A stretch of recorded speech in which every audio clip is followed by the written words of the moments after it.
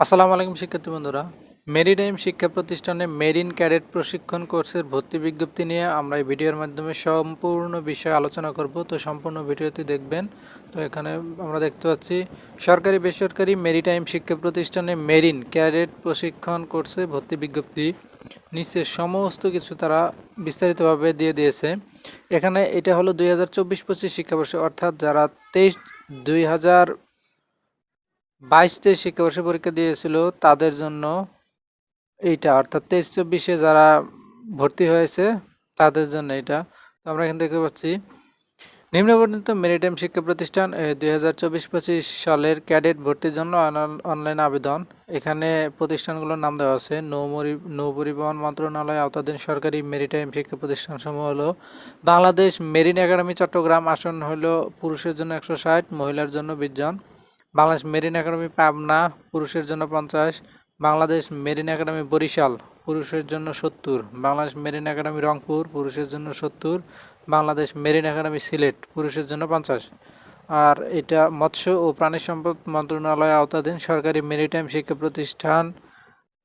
1 নম্বরে আছে marine fisheries academy Chittagong, আসন সংখ্যা পুরুষের জন্য 70 ও মহিলার জন্য 10। আর নৌ পরিবহন মন্ত্রণালয় অনুমোদিত বেসরকারি মেরিটাইম প্রতিষ্ঠানগুলো হলো ইন্টারন্যাশনাল মেরিটাইম একাডেমি ঢাকা, পুরুষের আসন সংখ্যা 70। ওয়েস্টার্ন মেরিটাইম একাডেমি ঢাকা, আসন সংখ্যা পুরুষের জন্য 50। মাস মেরিন একাডেমি চট্টগ্রাম, এই জায়গায় আসন সংখ্যা 40 জন। বিশেষভাবে প্রয়োজনীয় বিবেচনা করে সরকার আসন কম বেশি করতে পারে, অর্থাৎ নিয়োগ বিজ্ঞপ্তি অর্থাৎ এই সার্কুলারের উপর সব কিছুই নির্ভর করে। আবেদনের যোগ্যতা যা যা লাগবে: বয়স 1-1-2025 খ্রিস্টাব্দ, তারিখ সর্বোচ্চ 22 বছর, অর্থাৎ এটা যখন পরবর্তী বছরে সার্কুলার প্রকাশ করবে, সাধারণত এটা গুচ্ছের পরে সার্কুলার প্রকাশ করে, তো সেইখানে দেওয়া থাকবে এটা বয়স কত হলে 22 বছর। আপনারা জেনে রাখেন 22 বছর পর্যন্ত আবেদন করা যায়। শিক্ষাগত যোগ্যতা এসএসসি ও এইচএসসি অথবা সমমান পরীক্ষা বিজ্ঞান বিভাগ থাকতে হবে। জিপিএ 3.5, 3.5 করে লাগবে। আর এইচএসসি অথবা সমমান পরীক্ষা পদার্থবিদ্যা ও গণিত বিষয়ে আলাদাভাবে ন্যূনতম 3.5 থাকতে হবে। ইংরেজি বিষয়ে ন্যূনতম 3 থাকতে হবে। ইংরেজিতে 3-এর কম থাকলে আইইএলটিএস পরীক্ষায় সামগ্রিকভাবে 5.5 স্কোর থাকতে হবে। ইংলিশ মিডিয়াম অক্সফোর্ড পাঠ্যক্রমের ক্ষেত্রে পদার্থবিদ্যা ও গণিত সমূহ ন্যূনতম সি গ্রেড, এ লেভেল সনদপত্র পদার্থবিদ্যা গণিত ইংরেজি সহ কমপক্ষে 5টি বিষয় নিয়ে ন্যূনতম সি গ্রেড ও লেভেল সনদপ্রাপ্ত অথবা সমমানে হতে হবে।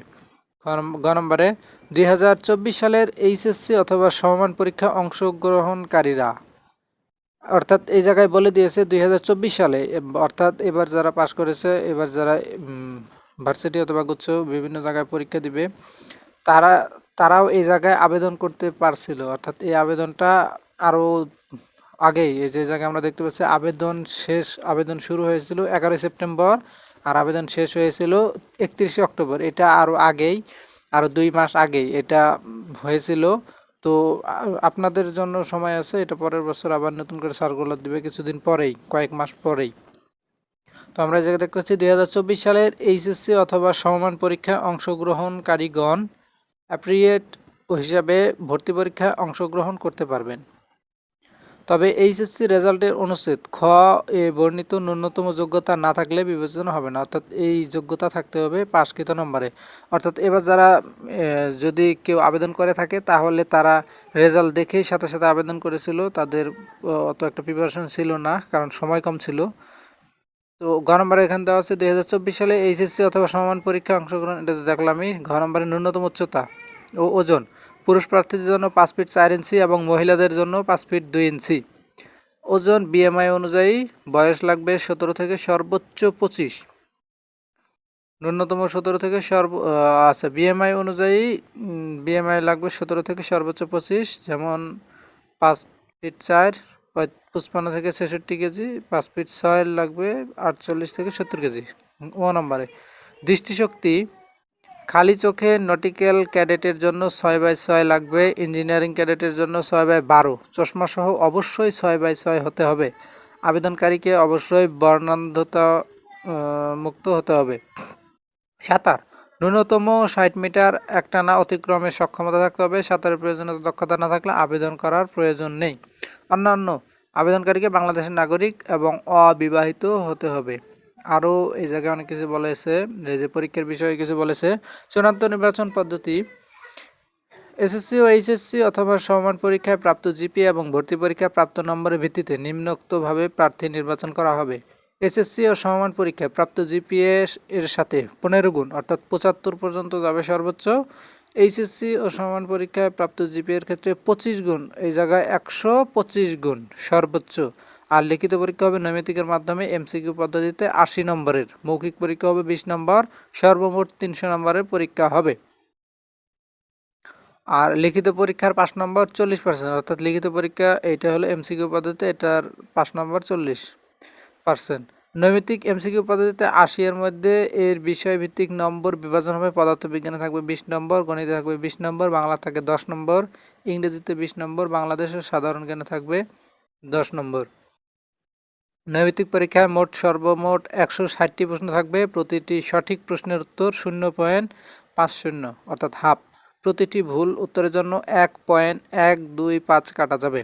লিখিত পরীক্ষায় উত্তীর্ণ প্রার্থীরা প্রাথমিক শারীরিক পরীক্ষায় অংশগ্রহণ করবে এবং শারীরিক যোগ্যতা পরীক্ষায় উত্তীর্ণ প্রার্থীরা মৌখিক পরীক্ষায় অংশগ্রহণ করবে।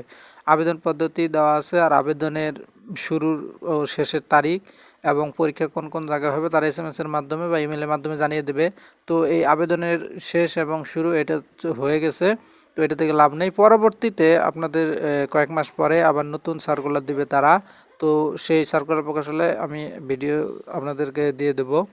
তো এই ছিল ক্রাইটেরিয়া, অর্থাৎ এই অনুযায়ী আপনার যোগ্যতা থাকলে আপনি এই মেরিটাইম বিভিন্ন কলেজ বা ক্যাডেট প্রশিক্ষণে কোর্সে আবেদন করতে পারবেন। এই সার্কুলারটি হয়েছিল আপনার 2024 সালে যারা এইচএসসি পরীক্ষা দিয়েছিল তারা রেজাল্ট পাওয়ার সাথে সাথেই যাদের ক্রাইটেরিয়া ফিল আপ ছিল অনেকে আবেদন করেছিল, আর যারা আবেদন করেনি তারা তো সমস্যা নেই, পরবর্তীতে সুযোগ দিবেই। সুযোগ বলতে তাদের জন্য যে সার্কুলার এটা সাধারণত 2025 সালেই প্রকাশ হবে।